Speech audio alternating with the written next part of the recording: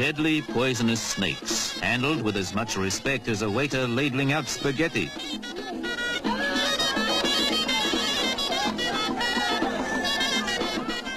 The way of life in the Square of the Dead, Gemma El Fna in Marrakesh, Morocco, the city Sir Winston Churchill loved to paint.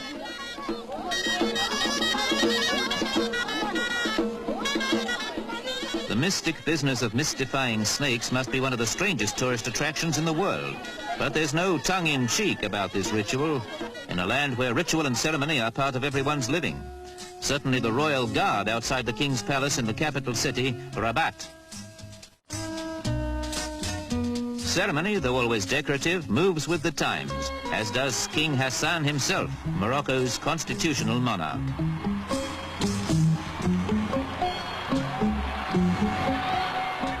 Hassan and the young crown prince are close to the people, especially on this their national day, a time to take stock and announce new policies. The weighty business of making a nation's living is a heavy burden for a modern monarch. Others make their way along more traditional paths. Taking a nation from the Middle Ages into the 20th century is a question of knowing what best to preserve. The filigree carving of the great city gates is a style that survives unaided, as do the medieval bastions. And certainly the storks adding their own touch to traditional Arabic architecture. Traditions are handed on to the illiterate by those who make their living by telling stories. Myths, legends and heroic tales are passed down, with interruptions for the equally ceremonial taking of mint tea.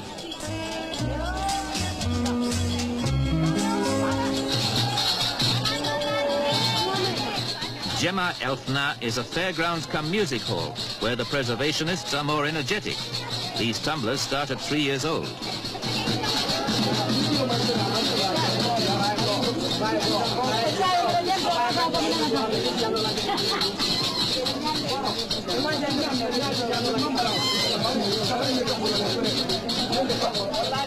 They call Marrakesh the Pearl of the South, Morocco's gateway to the mountains and to the Sahara.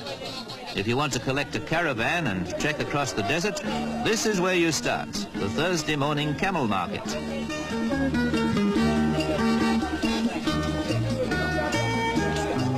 Bargaining can be hard. A good working camel's worth more than a Cadillac to caravan traders and to farmers who use them for ploughing the rich agricultural land northeast of here.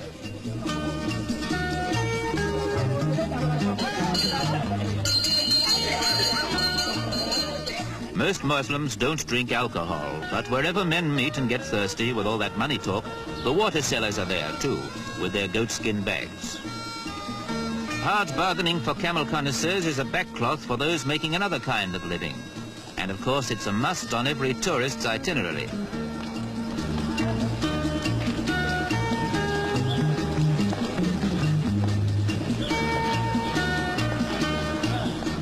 If climbing onto a camel isn't authentic enough, you can always don tarbush and jalaba and take your chance at choosing one of the best out of Morocco's population of more than 1 million mules and asses.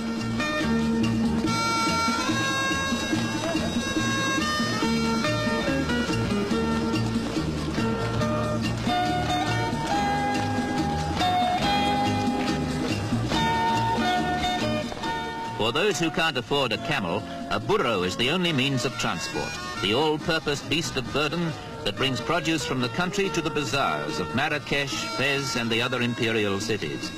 It may bring hardwood for the butt of a hand-carved antique rifle.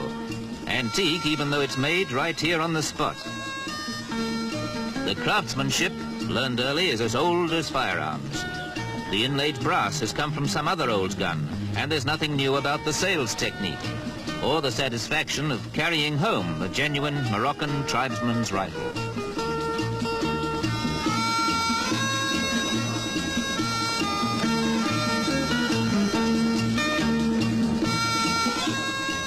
Next to agriculture, tourism, epitomized by the color-splashed bazaars, is the major currency-earning industry. But Morocco's most famous export is live horseflesh. Here, in what could almost be an English country setting, they breed that most cultivated and influential of animals, the Arab.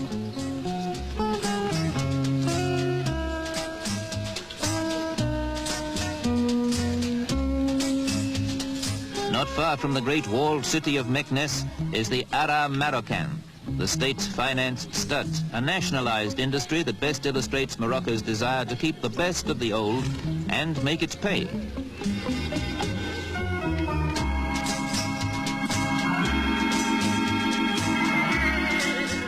Keeping the past profitably alive is something worth cultivating.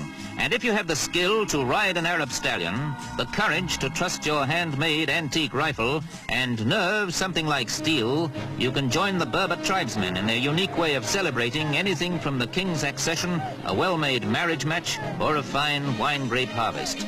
This is no stagey desert song fantasy, but a fantasia, Morocco's version of a medieval jousting tournament.